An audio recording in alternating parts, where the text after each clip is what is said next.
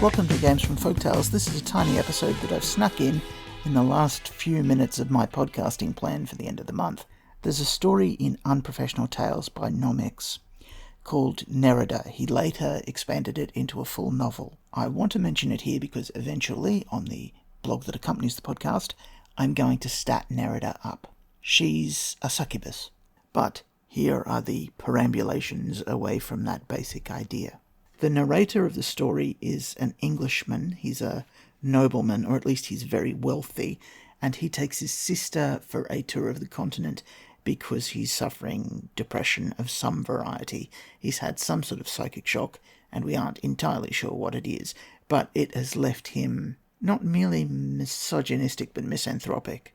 His sister suggests that he should find a suitable girl to marry, and they have a philosophical discussion where he says that the best girl for him would be no girl at all, essentially.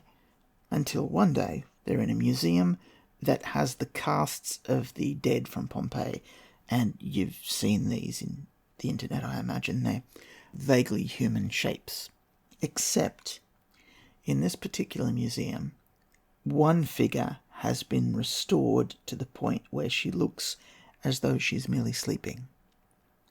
Now, when this man comes in contact with this figure, he can sense that she is about to awake. He can sense that she is nearby and that she is interested in speaking to him. He starts dreaming about her. She says that her name is Nerida. She was never really a human. Actually, she was a water nymph, but she is now trapped in this form and has been trapped asleep for centuries. And if he could just touch her, he could let her out. And he tries to find ways of sneaking in, and he becomes vaguely obsessed with her, and people notice, including the custodian of the museum, who is a peasant, so he is willing to take the large sums of money the Englishman gives him to let him come in at unusual hours and see the collection, the Englishman being careful not to let on that he's particularly interested in Nerida, until he tries to unlock the case, at which point the man from the museum intervenes.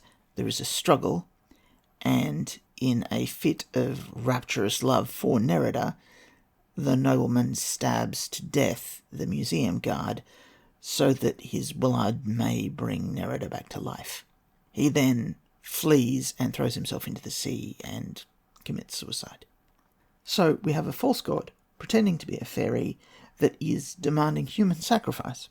I can't include the full story in the podcast because it's hours long.